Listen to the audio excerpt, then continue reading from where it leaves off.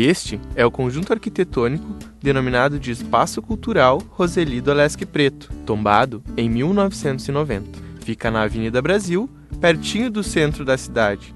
Fazem parte do complexo o prédio do Museu Histórico Regional e o Museu de Artes Visuais Ruth Schneider, o prédio do Teatro Municipal Múcio de Castro e o prédio da Academia Passofundense de Letras.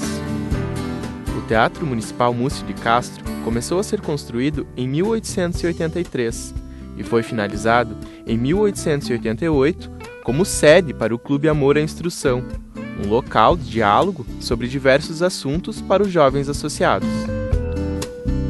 Um ano depois, foi instalado o Grêmio Dramático Passofundense, com um palco para as apresentações teatrais. O Grêmio Dramático Passofundense tinha uma biblioteca com um rico e valioso acervo. O acervo foi perdido durante a Revolução Federalista, quando o local serviu como alojamento de tropas. O prédio também foi sede do jornal O Gaúcho, que exaltava o Partido Republicano na época. Em 1898, o Clube Amor à Instrução se uniu ao Clube Literário e Recreativo Passofundense e, em 1920, foi desapropriado pela Intendência Municipal, servindo como escola complementar. Entre 1940 e 1977, o prédio foi ocupado pelo Poder Legislativo e passou a ser a Câmara de Vereadores de Passo Fundo. Os poderes municipais foram transferidos para a atual prefeitura e o prédio foi restaurado em 1986. Após o tombamento, em 1991, recebeu o nome de Teatro Municipal Múcio de Castro. O teatro tem capacidade para 208 pessoas. Semanalmente, acontecem exposições, oficinas de teatro, entre outras atividades culturais. Infelizmente, dentro e fora do prédio, o estado é precário.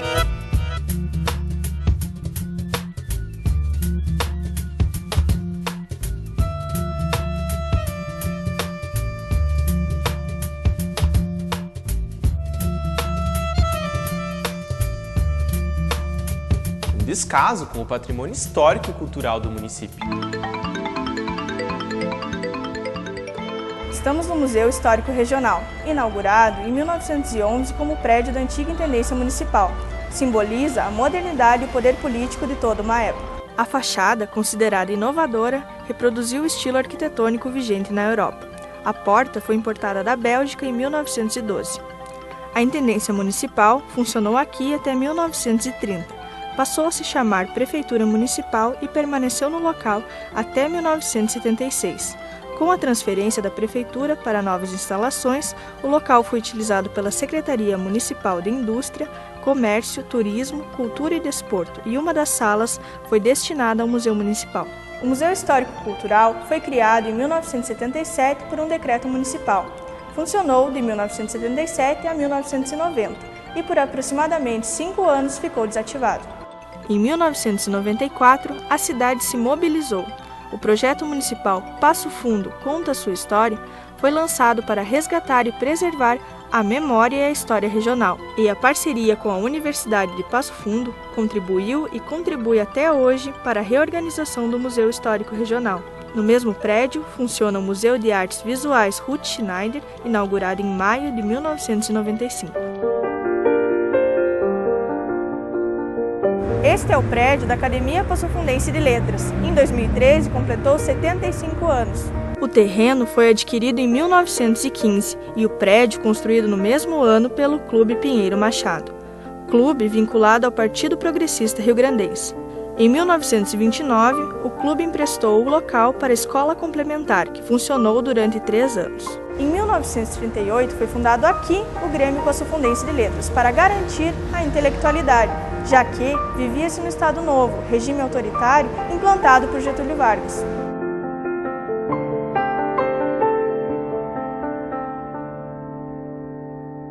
As discussões político-ideológicas aconteciam dentro de clubes. A justificativa escrita em documento afirmava: nós, reconhecendo o valor que as letras têm na formação moral, cívica e intelectual do povo e querendo contribuir à grandeza de nossa pátria, pelo pensamento e pela ideia, resolvemos fundar um grêmio literário, que tomará o nome de Grêmio Passofundense de Letras. Em 1961, ocorreu a alteração do estatuto e do nome para Academia Passofundense de Letras. A arquitetura do prédio não apresenta nenhum estilo característico definido. É de conhecimento popular que a entrada principal do antigo clube político tem a porta mais alta do estado. Em 2007, foram realizadas modificações, preservando a fachada original. O interior foi totalmente remodelado.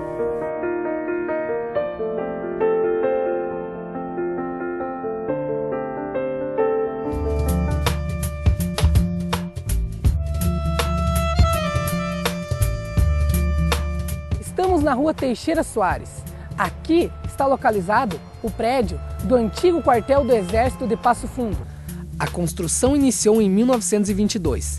Em 1923 foi instalado o 8º Batalhão de Infantaria. Na época, as instalações ficavam distantes do núcleo urbano.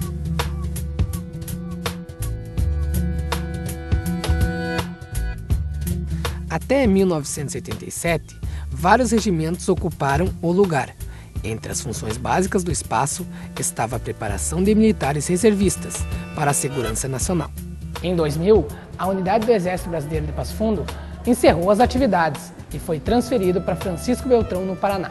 As antigas instalações foram cedidas para a prefeitura, que administra o local.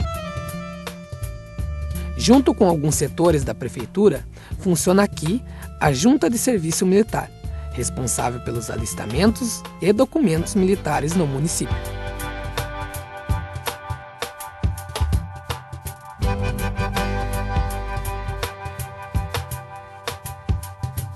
Estamos aqui hoje para mais uma gravação do Momento Patrimônio, falando sobre as edificações público-políticas da nossa cidade, e vamos referir hoje a 4 prédios: a Intendência Municipal, ao Teatro Múcio de Castro, à Academia Passofundense de Letras e ao Quartel do Exército.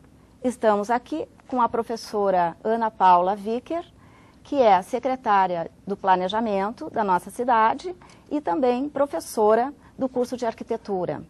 E com o professor do programa de pós-graduação em História, Adelar Hensfield. Professor Adelar, a respeito do prédio da antiga Intendência Municipal, que foi concebido entre 1909 e 1911 pelo então intendente Gervásio de Lucas Anes. Em termos da representação do poder político regional, o que ele significa? Bem, aquilo que é conhecido popularmente como a antiga prefeitura, né, prédio inaugurado em 1911, na verdade, tudo indica que ele começou a ser concebido um pouco antes, já a partir de 1901, com o então intendente Coronel Lolico, né, e que depois inaugurado no período que o Coronel Gervásio Anes está administrando o município de Passo Fundo. Falar em coronel, naquele momento, né, implica dizer que estamos no auge do coronelismo, né? O coronelismo que existiu em Passo Fundo, que existiu em todo o estado do Rio Grande do Sul e que existiu a nível de país, né? Estamos no auge da República Velha, estamos no auge da República do Café com Leite e estamos no auge da chamada política dos governadores. Isso falando do ponto de vista nacional. Do ponto de vista estadual, estamos no auge também do então borgismo, né? Onde que Borges de Medeiros, que se perpetuou praticamente no poder durante toda a chamada República Velha, vai estabelecer uma relação muito íntima, muito próxima com os coronéis do interior.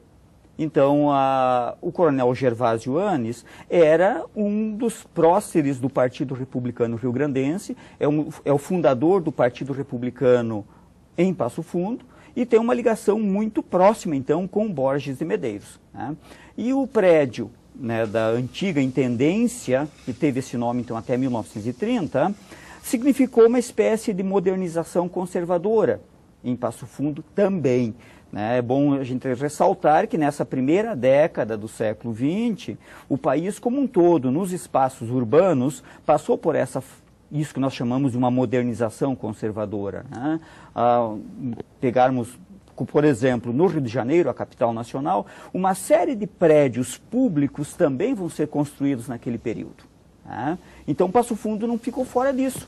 Passo Fundo entrou dentro da mesma lógica que o país e que o Estado passava.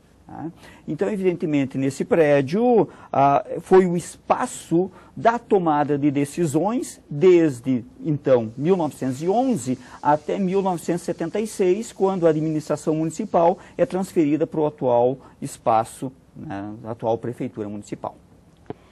Professora Ana Paula, esses espaços de poder, eles remetem a determinados estilos arquitetônicos. Para nós ficarmos aqui nesses 3 prédios da Avenida Brasil, a Intendência, o Teatro e a Academia Passofundense de Letras. O que podemos falar a respeito da relação História e Arquitetura? Bom, esse espaço que hoje a gente considera praticamente o único conjunto histórico arquitetônico que nós temos na cidade, ele, como a Adelar comentou, reflete uma nova era arquitetônica na cidade, né? Então nós fizemos um trabalho, agora falo como professora também, né? Lemos todos os jornais de época, claro que a partir de 1925, mas que continuavam remetendo ao pensamento de uma modernização da cidade. Existia uma intenção de que Passo Fundo, na época, se aproximasse à sua capital, Porto Alegre, tanto pelas relações políticas quanto com a sua feição. Então, a Passo Fundo recebeu a ferrovia em 1898, que era, na época, o principal símbolo de uma cidade estar dentro do processo de modernização que o país viria a passar. E isso foi transformador, tá? A gente sabe que em termos de população a ferrovia atraiu e em termos de arquitetura. Então se vê, por exemplo, que esse prédio da Intendência e também o teatro, que seria o Clube Dramático, eles têm uma linguagem arquitetônica que a gente chama de historicista, inclusive o prédio da Academia também são todos historicistas. Não temos nenhum neologismo claro, não posso dizer que ele é neogótico, neoclássico ou neorromânico, porque eles têm elementos mesclados. Então, por isso que no vídeo comentou que o prédio da Academia não tem um estilo claro, ele é eclético, eles têm misturas estilísticas, né? Então, nessa época, ter edifícios rebuscados, decorados, significava uma arquitetura mais moderna, uma arquitetura que mostrava recursos financeiros, porque até então a nossa arquitetura ela era muito simples, com um aspecto muito rural até, só andar pela avenida e ver a Casa Barão, ver a Casa Morte, que são apenas com arcos, né, sem nenhum elemento decorativo. Então, esses prédios vão mostrando que Passo Fundo está entrando numa nova era, né, numa nova era política, numa nova era econômica, tá, e que foi muito fomentada, sim, pela ferrovia. E aí, andando pelas ruas, nós vamos ver outros sobrados com a mesma linguagem desse conjunto, e alguns, infelizmente, já perdidos, que ficam localizados na General Neto, Bento Gonçalves e naquela área próxima da Avenida Brasil, a linguagem dos hotéis, que são aí da década de 20, mas que vão aí repetir essa linguagem arquitetônica que foi introduzida nesses edifícios administrativos. Professora Adelar, passando agora para a questão do espaço militar aqui em Passo Fundo. O quartel, para ficarmos no período da República Velha, nós tivemos nesse período 2 guerras civis no Rio Grande do Sul e no início da década de 20 a construção do quartel aqui em Passo Fundo. Que ligação nós podemos fazer em relação a esses 2 fatos? Olha, da mesma forma como eu comentava antes, a questão da intendência, que está dentro de uma lógica nacional, né, a construção do prédio da intendência, melhor dizendo, a questão do espaço militar, da mesma forma. Né, nos anos 20, nós temos uma aproximação muito grande entre a questão política com a questão militar no Brasil. E não é por nada que em 22 nós temos o início do movimento tenentista também, né, a nível nacional. Então há uma preocupação em fazer com que os militares estejam próximos da questão do poder político. Né? Então, se a gente for ver do ponto de vista estratégico, né, do ponto de vista, pensando no espaço da guerra, né, nos anos 20, Passo Fundo não representava mais um espaço estratégico. Tá? Então, na verdade, a construção desse espaço militar, a construção do quartel militar em Passo Fundo, não está vinculada a uma questão estratégica, está muito mais vinculado a uma concepção de poder, né? Ou seja, uma vinculação e uma proximidade entre o poder militar e o poder político. Né? Tanto é verdade que ele só vai ser transferido daqui de Passo Fundo, quando essa vinculação entre política e militares está em crise, né? Então ele vai ser transferido para uma região de fronteiras, lá no Paraná, especificamente a cidade de Francisco Beltrão. Ou seja, esse espaço militar aqui em Passo Fundo já havia cumprido a sua missão. Não havia mais a necessidade de ficar aqui, até como forma de legitimar o poder, né? Então, quando, né, nos anos 20, nós vemos aquele modelo político do coronelismo, né, da chamada política do café com leite, da chamada política dos governadores, entrando em crise, e mesmo a nível de Estado, né, Borges de Medeiros sendo questionado, enfim, nós temos a última eleição que ele participa em 22, exatamente no ano da construção, no início da construção do prédio, significava o quê? Significava que haveria necessidade de ter outros aparatos para a manutenção do poder. Ou seja, aquele grupo que até então estava encastelado no poder aqui em Passo Fundo, né, sentia a necessidade de ter outros elementos para justificar e para legitimar o poder. Por isso, o início da construção exatamente em 1922, ou seja, quando começa a entrar em crise este modelo político. Perfeito. Só uma questão provocativa, e aí também conversando com a professora Ana Paula, esses espaços públicos, esses espaços de poder, eles vão também se transformando, né? A sua representação, o seu sentido vai se transformando ao longo do tempo. Exatamente. Né? E ao mesmo tempo que o quartel ele vai perdendo, né, esse significado, não é?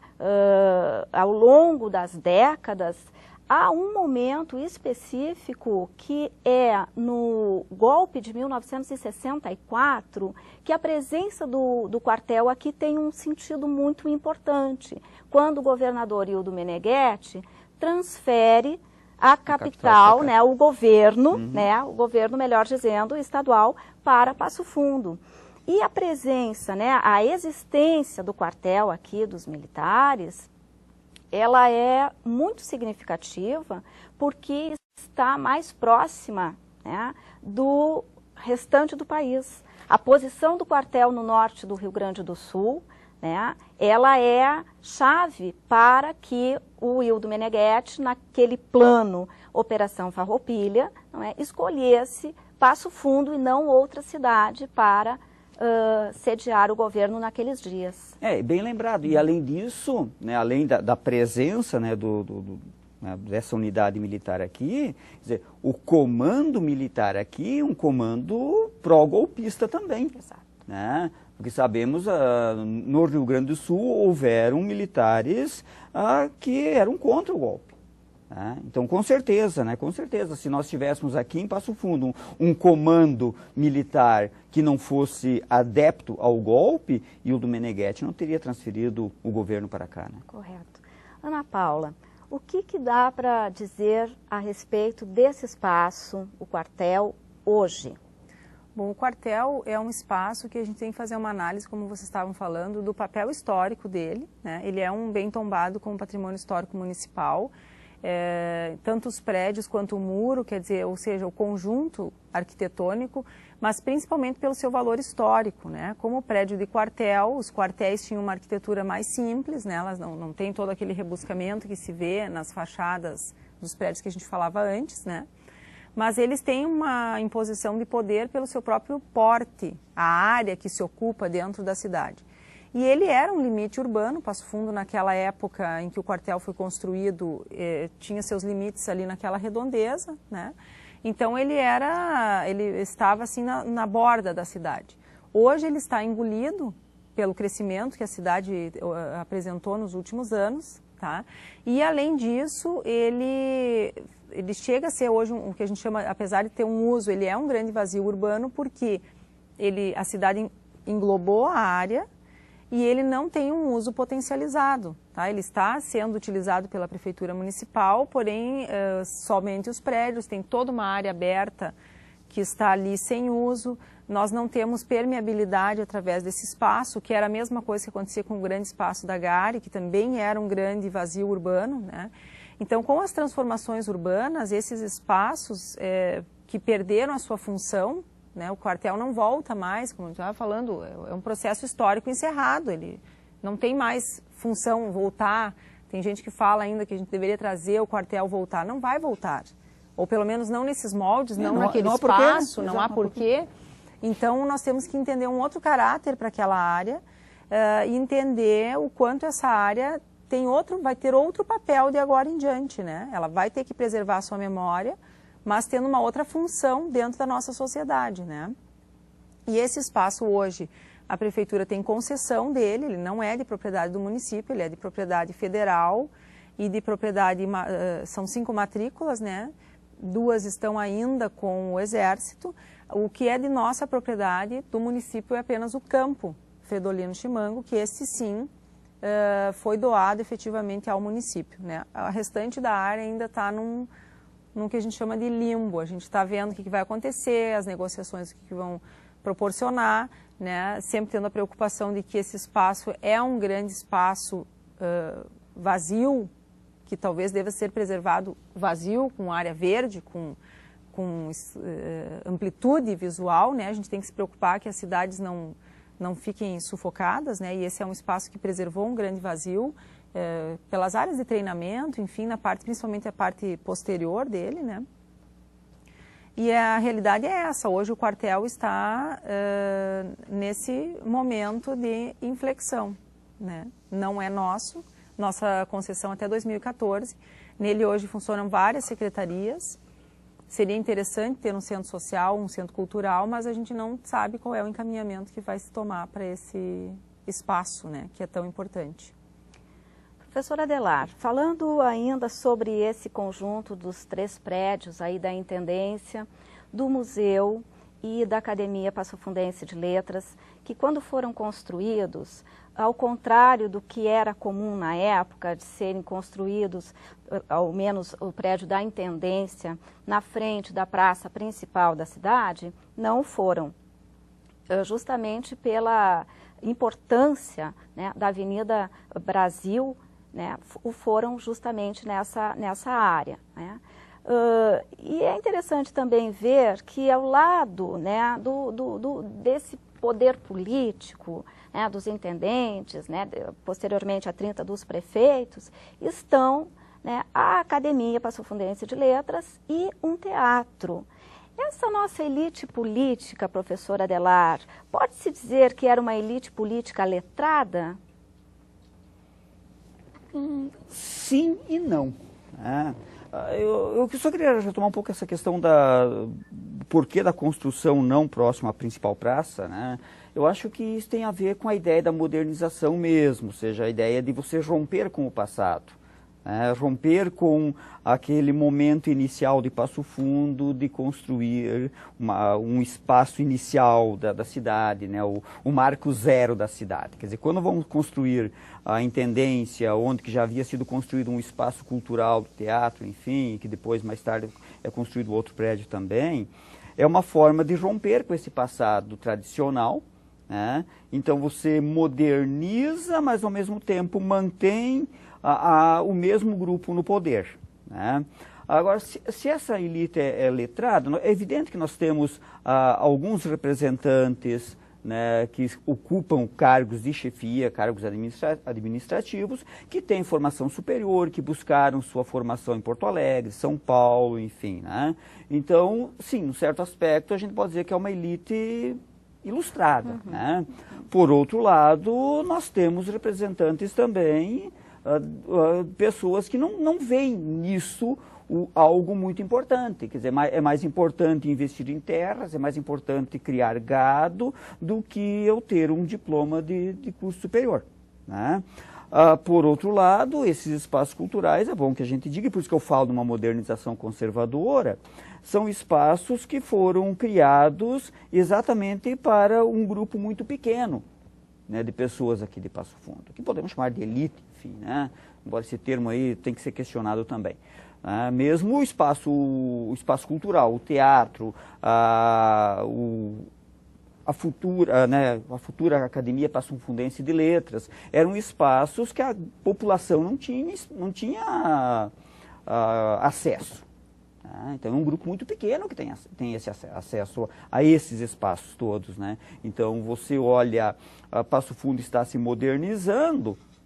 Agora, por outro lado, você vai ver que fora desse entorno, né, nas áreas mais distantes do centro, quer dizer, continua a miséria, continua a pobreza, continua as pessoas desassistidas, né? No interior do município as pessoas continuam desassistidas, continuam abandonadas, e que não é uma peculiaridade de Passo Fundo, né? O Brasil todo passava por isso, né? Ou seja, uma modernização apenas no espaço urbano. Basta ver que um pouco antes já havia acontecido questões, né, conflituosas em relação à terra lá na Bahia. Um ano após a inauguração do prédio da Intendência, nós temos aqui próximo, né, o conflito do contestado, que mostra o que? Uma população totalmente desassistida pelos órgãos públicos, enfim. Então, o Passo Fundo estava dentro daquilo que eu falava bem no início, dentro da lógica nacional. Ou seja, se valoriza alguns espaços em detrimento do grande espaço que é onde que a maioria da população vivia. Perfeito. Ana Paula. Agora, enquanto secretária do Planejamento, como estão as perspectivas de conservação desse espaço formado pela Intendência, a antiga Intendência, o Teatro e a Academia? Bom, a gente entende que esse espaço, a gente sabe que o Marco Zero de Passo Fundo está em frente à Catedral, ponto mais alto, enfim, mas a gente entende que esse espaço seria o coração pulsante da cidade, porque tem todo esse histórico, né? A Avenida Brasil, que era a antiga Avenida do Comércio, ela tem todo um papel na formação da nossa cidade, né? Inclusive, o próprio desenho urbano dessa avenida configura essa inediticidade. Nós temos aquele conjunto, está ali, não é em frente a uma praça, não é junto da igreja, né? É um centro administrativo que não está em oposição na praça à igreja. Normalmente é a igreja, a praça e o centro administrativo. Então, nós temos assim, um valor histórico, cultural muito grande ali concentrado. E dessa forma se entende que ali deve-se fomentar a cultura, né? Tanto que as comemorações do aniversário do município deste ano aconteceram nesse espaço, no que se chama Espaço Roseli do Olesque Preto, que é o tecido conjuntivo que une esses três prédios, vamos dizer assim, um espaço virtual praticamente, né? E que ele vai ser, sim, trabalhado. Nós já estamos, então, com o andamento da licitação das obras do Teatro Municipal, de recuperação desse espaço, porque hoje ele está inutilizado, não temos como fazer algum evento lá, né? Ele está contaminado, enfim. E a questão do museu, que nós estamos trabalhando em conjunto com os gestores do museu para que se capte recursos para a recuperação desse prédio. E o próximo passo é o projeto do espaço como um todo, né, fazendo essa interligação dos três prédios e levando isso para a rua, ou seja, trazendo novamente esse espaço para o centro nevrálgico da cidade, ou seja, não vai mais ser o centro político, mas um centro cultural em que a gente possa ter diversas atividades, eventos e que ele tenha, né, o devido valor na sua preservação, né? É essa a ideia. Infelizmente, estamos chegando ao final dessa gravação e eu passo então ao professor Adelar e na sequência a Ana Paula para as considerações finais. Bem, é importante a gente pensar sempre a construção do patrimônio material, né, a construção desses espaços que são representativos, enfim, junto a qualquer sociedade, e como isso tem uma vinculação muito próxima com a questão política e com a questão poder, né? Então, é evidente, esses 4 espaços que foram referenciados hoje aqui no programa fazem parte do imaginário da sociedade passofundense e que, obviamente, sofreram transformações e que hoje, nesses espaços, está se exercendo atividades que estão muito distantes daquilo que foram criados. Na Intendência nós temos um museu, né, no quartel, como a professora Ana Paula fez referência, há uma série de atividades públicas sendo desenvolvidas lá dentro, mas de qualquer forma são espaços que fazem parte do imaginário passofundense. Seria muito difícil você pensar Passo Fundo hoje sem lembrar desses espaços físicos. Então, nesse sentido, a importância de que as pessoas compreendam que uma cidade se transforma, esses espaços não podem ser museificados, né? Ou seja, a gente não pode deixar que eles parem no tempo, eles têm que continuar avançando no imaginário e que sejam preservados para as gerações futuras. Então, tem que ser espaços vivos, dinâmicos, tá? A gente tem o museu, mas mesmo o museu, ele não é um espaço parado, ele é um espaço que as pessoas devem usar, devem visitar, entrar lá dentro, conhecer a história do prédio e da cidade, né? E, na verdade, eles devem ser atualizados, ou seja, nós temos, assim, principalmente no complexo ali dos 3 prédios da Intendência, Museu, Intendência, Academia e Teatro, a total inexistência de acessibilidade universal. Então, quer dizer, a primeira coisa que vai se fazer ali do trabalho é tornar esses prédios acessíveis a todos, né? Como vem sendo uma tendência mundial de que os patrimônios sejam acessíveis, não só acessíveis no sentido de conhecer, mas acessíveis no sentido das pessoas usarem, né? Dotá-los de segurança, eles têm que ser prédios seguros, nós somos responsáveis pela preservação desses prédios. Então, sistemas elétricos têm que ser modernizados, né? Então, são prédios com 100 anos, mas que têm que durar mais 100 ou 200, e para isso as intervenções contemporâneas, né? Ok. Chegamos, então, ao final desse Momento Patrimônio. Agradeço novamente ao Adelar Heinzfield, professor do Programa de Pós-Graduação em História, a Ana Paula Vicker, secretária do Planejamento e professora do curso de Arquitetura da UPF, e até o próximo programa.